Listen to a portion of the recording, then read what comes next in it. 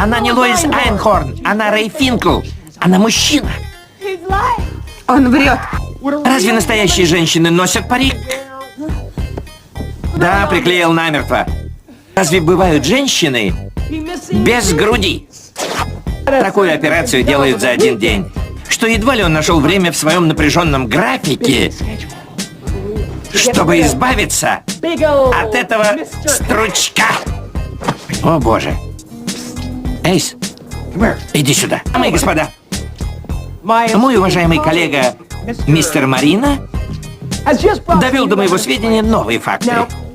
Но если на этот раз ошибся я, и лейтенант действительно женщина, тогда, друзья мои, она страдает таким геморроем, которого лично я еще никогда не видел.